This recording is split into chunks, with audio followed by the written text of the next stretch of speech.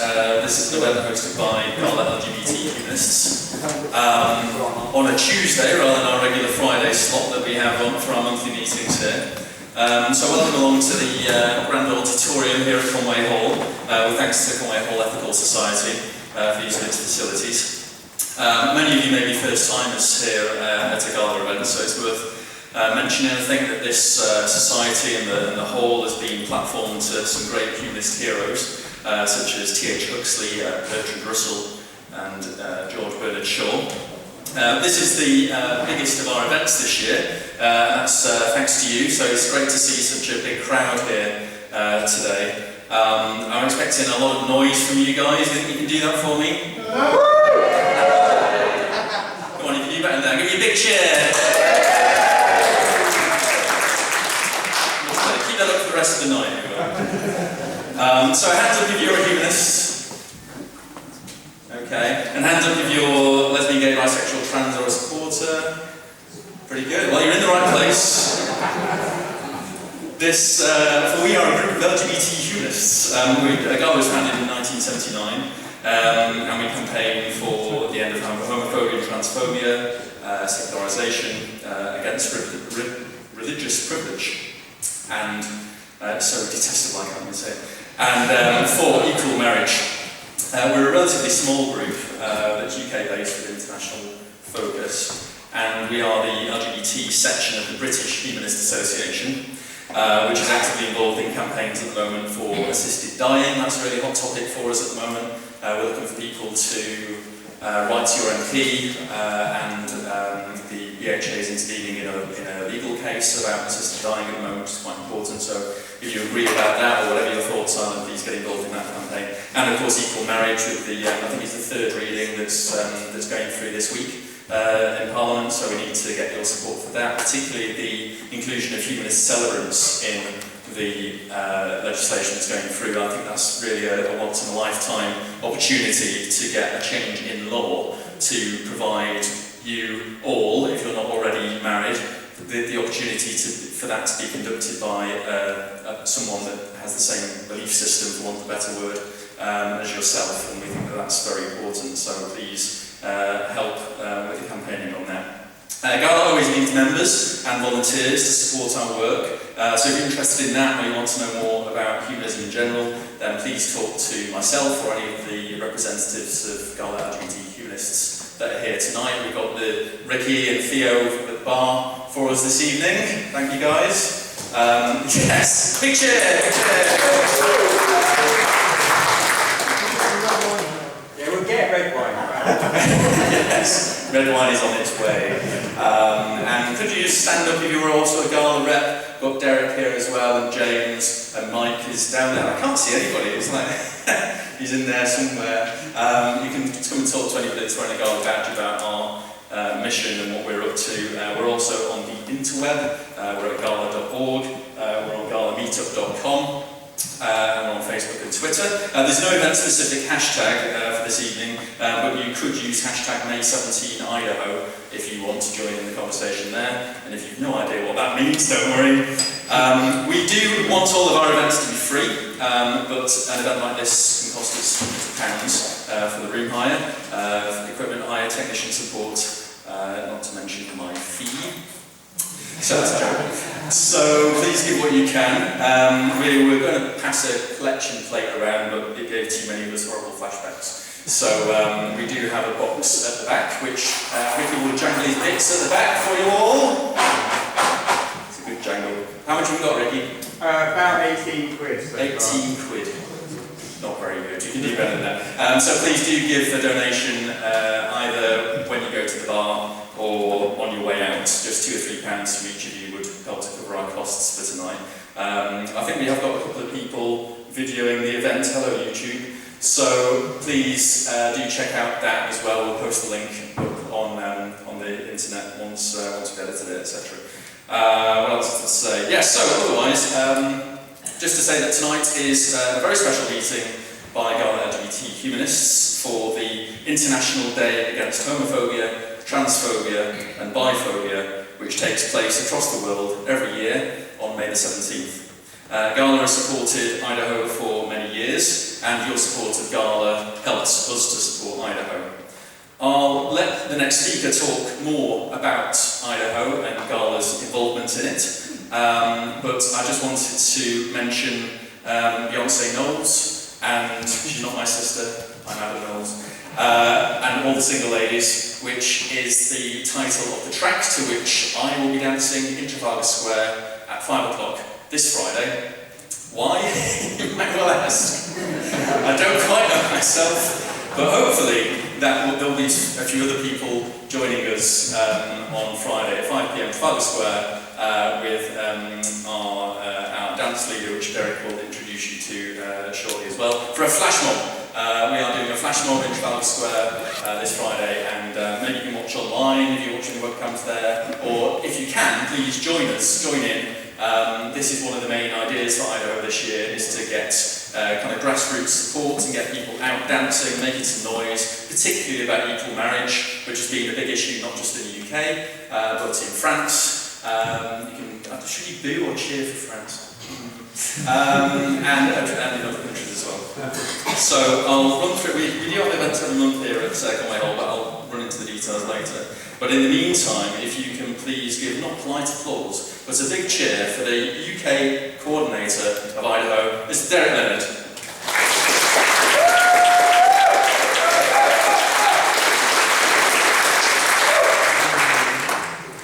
And I don't charge any fee. Neither does he. No, that was a joke. Okay. Well, you can look. Some of you will know about Idaho. Others of you can just look it up on the web. dayagainsthomophobia.org. But I've just got 5 very quick points to make about it, and then we'll just run through the London event so you know which are occurring later in the week. The first thing I wanted to say about it is the most decentralised campaign I've ever been involved in. So it's a world campaign. Countries, activists in countries are told you can do anything you want to protest against homophobia and transphobia in your way, in your culture, according to your circumstances, etc., etc. There's no bureaucracy, and there's no, I don't think anyone gets paid, but perhaps they do, but there's very little paid staff. It really works on that way, a sort of rank and file organisation, if you like. It's highly decentralised. When we started, there were 40 countries involved, and I checked today, there's now 95 countries taking that sort of action. So obviously the most important thing is it's international, and what happens is that campaigns in countries where it's very difficult to be out, if you like, to be open about LGBT issues. Sometimes, you probably know, there's about 70 countries in the world you can be imprisoned, 8 or 9 where you can even be executed for being gay. But a lot of those countries use the fact that there is this international organisation, or network really, that is recognised in the UN, the EU, etc., etc., to make some tentative steps to come out against homophobia, transphobia themselves. And there's 2 quick examples I can give you this year. Egypt, activists in Egypt have come out, they've actually called it Idaho, and they're campaigning several days around, I think it starts May the 12th, May the 13th, and they're using the sort of world status of Idaho to campaign against homophobia and transphobia in the country. Ethiopia is another country, and if you look when you go home perhaps at Rainbow Ethiopia website, they have started a petition about what's happening in their country, what evangelical groups, most of them abroad actually, the impact they're having on that country, where it's very, very difficult to be gay. So they're using Idaho to do that. That's the first time they've ever done anything like that. And it is really awesome, I must say. The whole thing about coming out as an individual, perhaps that means less in the UK than it used to do. to see a country coming out is quite an experience. So Idaho's been going since, well, 2005. We had a few events in this country. Now we have about 100. There are certain traditions now. It's been going long enough. There are certain traditions about what people do. Sheffield started the tradition of a minute's noise against homophobia and transphobia. And what they do, they go into a square, ironically named Peace Gardens, and there are various speeches from people connected to relevant issues, and then they make a huge noise. People bring out musical instruments, start playing them. It's an absolute noise against homophobia, transphobia. That might sound a bit silly, it's actually really moving. And there are several places that do that. Brighton has a tradition of setting off lanterns in the air to represent all the countries where it's illegal to be gay. It's about 70 of those. Hoping that they will see the light and that there will be hope. And that's very moving. Although one of them nearly landed on the pier when I was there, and I actually thought it was going to destroy a few lives. I was quite worried. I was more worried about the Daily Mail headlines the next day if it did. But anyway, they let off lanterns. It's very, very moving. So these are the traditions, but all sorts, obviously, there's all sorts of other things going on, but these are what UK groups tend to do, and they have speeches, obviously, and councils bring out statements, and there's various things going on, which you can see on the website. Because it's a day, obviously, to highlight the issue. Now, we do have people that come up to us and say, I think we should fight against homophobia and transphobia every day. We do know that. We don't just give up on the 18th of May. Obviously, it's on that day to highlight the issue because the media attention it brings, because various government brings out statements, move their policies on, etc., etc.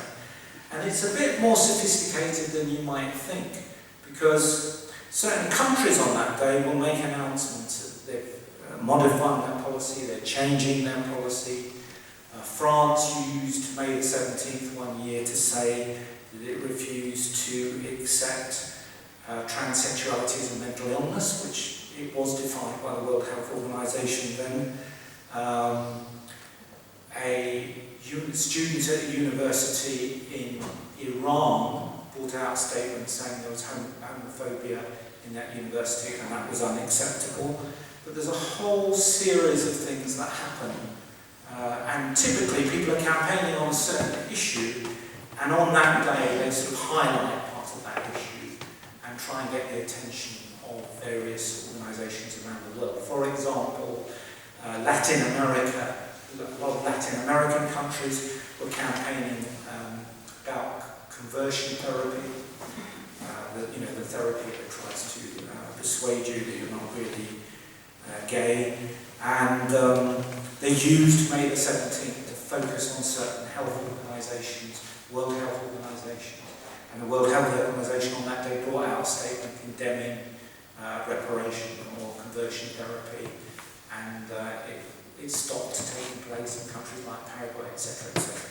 So it's not just what happens on the day, it's a policy development, it's work that people are doing all year round that they highlight on that day. And the last thing I wanted to say about it is it's not just for gay people or lesbian people or etc., etc. It's for everybody who's concerned about human rights. So I hope that for next May, there's people here from all sorts of organisations and groups and unions and colleges and schools and what have you. Maybe not too many from schools.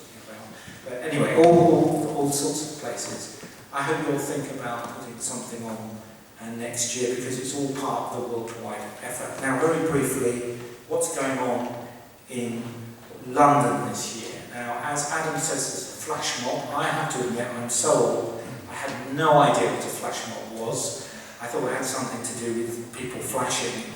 I thought this diversity lark is just going too far for me. But Baptiste here will tell you about the Idaho flash mob. Very briefly, maybe if people want to join us to dance, it's still possible. On Friday, we have put a video on YouTube for people to learn the choreography. It's very simple choreography and beautifully crafted.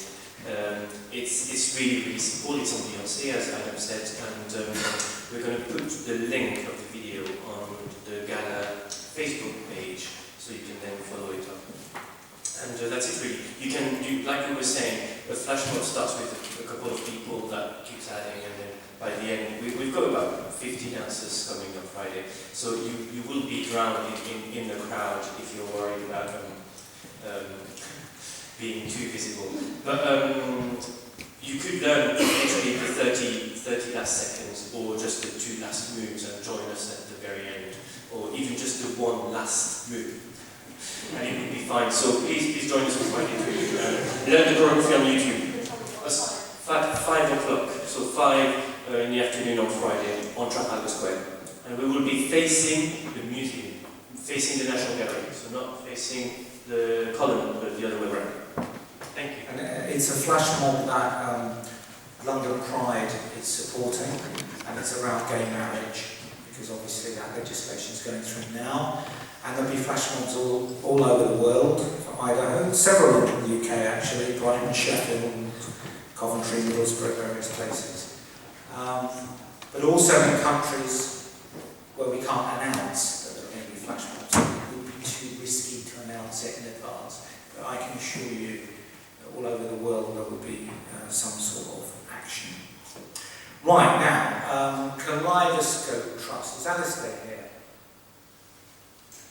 No? Right, Alistair from Kaleidoscope isn't here. Okay then. Right, it was supposed to be. Right, let me tell you brief. Well, you can look at www.idahouk.org, but basically on Idaho Day, there's going to be a lecture given by one of the world's, I think the world's probably the only trans MP, who's a Polish MP, and she's giving a lecture about transphobia around the world. That's at the Royal Commonwealth Society. It starts at 7. You need to go on the web and look at Kaleidoscope Trust, and you can book tickets there. So you can look at the Kaleidoscope Trust. There's another event about what's going on in France.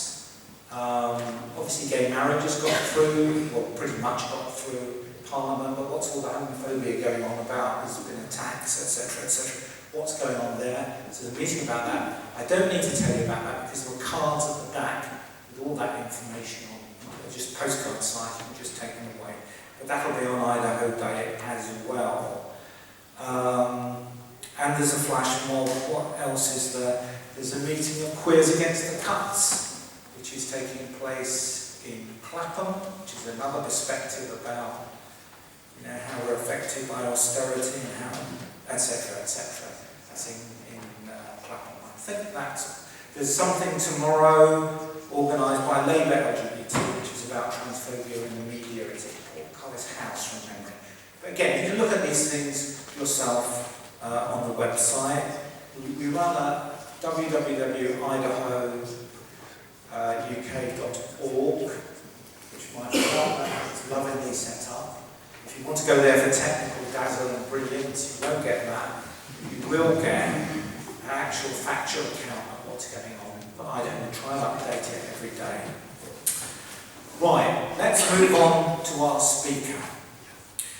Our speaker tonight is Matt Cook, who's a cultural historian specialising in the history of sexuality and the history of London in the 19th and 20th centuries. He has a background in literary and cultural theory and a strong interest in cross and interdisciplinary work. He's an editor of History Workshop Journal and was previously lecturer in modern British history at Keele University. And he's also involved in the Raphael Samuel History Centre. He's co-director of that organisation. GALHA's had talks by Matt pretty much once a year for the last 4 or 5 years. His talks are always very, very popular. And he gave the one I remember most is the one he gave about the Brixton squatters, which was one of the most fascinating social history type talks. The squatting that took place in the 70s, the various groups, how they got on together, what they thought politically, what they wanted to achieve. It was absolutely fascinating. And the other thing is there is an article in Time Out, I don't know if you've seen it, on the LGBT page called Our Private Idaho, ? Which is a joke that is a bit faded now. But so I hear the same jokes every year for 7 years about Idaho. It does get a bit dull. But that's the heading. But the article is very, very interesting, and it quotes Matt in relation to this talk. He says, among gay men, I find levels of casual transphobia and phobia about femininity shocking. Now they have more rights, some gay men feel they can only hold on to those by excluding others. We've developed a notion of our, I don't know if I can say this, homogenized gay scene that is a visible, colourful tourist attraction, which is great, but we must be mindful that this doesn't always fit people who don't behave or look a particular way. I don't know about you, but I think that's exactly the sort of debate we should be having in this country around Idaho Day. And I'm delighted to welcome Matt Cook.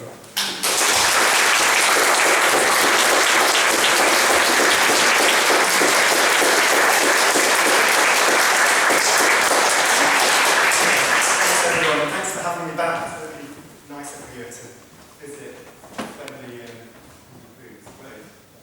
There'll be a slight pause now while I try for the next half an hour to find my PowerPoint.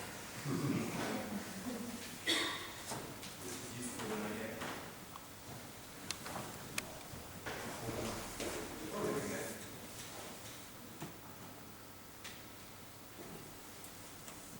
I try and talk at the same time, but it'll take me even longer. And we wouldn't be able to hear.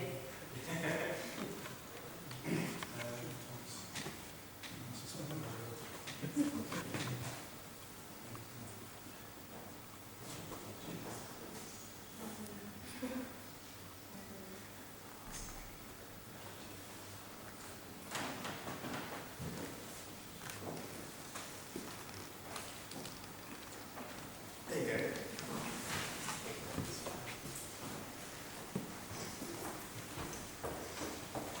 So the period we commonly associate with sexual revolution in Britain, which is roughly between 65 and 1970, saw what the historian Hera Cook calls an astonishing pace of change. Joe Wharton, this is now further away. Joe Wharton was upending sexual and relationship norms in the theatre, television was broaching sex as never before, Mick Jagger was paradoxically getting no satisfaction. Government ushered in a raft of liberalising measures, partially legalising abortion and homosexuality in 1967, and introducing no-fault divorce in 1969. The initial stipulation that the pill should only be available to married women from 1961 was lifted in 1966. Masters and Johnson's human sexual response in 1966, and David Rubin's Everything You Wanted to Know About Sex in 1969, each in different ways emphasised what Alex Comfort subsequently dubbed the joy of sex in his 1972 classic. The infamous 1967 Summer of Love in San Francisco crossed the Atlantic and played out piecemeal in London's Soho, King's Cross and Notting Hill. Fashions marked out youth culture with brighter colours, miniskirts and high hats. Mary Quant described these as clothes in which you could move, in which you could run and jump, this idea of a kind of liberation in that sense. Queer bars with dance floors like the Candy Lounge in Soho provided alternatives to old-style pubs and exclusive clubs where no dancing was allowed. There was more broadly, and across Britain's major cities, an expansion in bars and dance clubs geared towards the young, and including the late 60s emergence of Northern Soul in clubs like the Twisted Wheel in Manchester, King Mojo in Sheffield, and the Catacombs in Wolverhampton. This all seemed more democratic, less deferential, and more widely accessible. There was more scope to participate in a growing youth counterculture and in grassroots protest, inspired in part by the anti-Vietnam and civil rights movement in the US, but also by student protest in Paris and, nearer home, the campaign for nuclear disarmament. There was a sense of possibility for many, of something new that gained a radical twist through the women's and gay liberation movements. Having started in the US, these emerged in London in 1969 and 1970, respectively. Not respectively, definitely not respectively. Now, these changes and events were highly significant in terms of the immediate effects they had on some people's lives, in what they symbolised and promised, and in what they've come to mean culturally. When we talk about the sexual revolution, there is a shared sense that we're talking about these things and about the late 60s and early 70s. Yet, looking across the full post-1945 period troubles this periodisation and encourages us to question what quite sexual revolution might mean. Are we thinking about moments of visible dissent on the part of particular groups and about minority shifts in behaviour? Or about the points at which ideas associated with sexual revolution gained wider purchase? Are we looking to the capital or to the rest of Britain in assessing the timing of this revolution? Are we attending to landmark pieces of legislation and changes in public representation, or to the way people were living their day-to-day lives? Now, for the purposes of this lecture, I've chosen deliberately not to prioritise one of these questions over another, and instead suggest the importance of each of these things in assessing cultures, changing sexual cultures. And I suggest that doing this reveals a more attenuated, uneven and partial more partial process, and as other historians have argued too, a longer period than the 5 or 6 years commonly ascribed to Britain's sexual revolution. In the full post-World War II period, I suggest, we glimpse periods of supposed normativity that were anything but, moments of revolution that left many behind, and reactionary conservatism which bore with them the winds of wider change. Now, this might all seem a rather broad focus for a Gala and Idaho lecture. It's certainly much more sweeping than the talk I gave on squatting or gay parents over the last couple of years. But if one thread of my argument here is that sexual revolution took place over a much longer period and was more uneven than we tend to assume, another argument is that one key way of understanding gay, lesbian and trans lives and politics, in understanding homophobia and transphobia, is in this wider perspective. Changes come not only because of the important focused campaigns and activism of lesbians and gays and trans people from the CHE to GLF to Outrage, Gala, Stonewall and others, but because of these broad shifts in ideas and attitudes. So to take just one example, the greater accommodation of gay lives, and indeed gay coupledom and civil partnership, is testimony to the hard activist work, but also to a broader growing divorce of sex from reproduction and reproduction from marriage, and a developing belief too over the last 60 years that companionship and friendship are first and foremost in coupledom, above procreation and other factors. These broader cultural shifts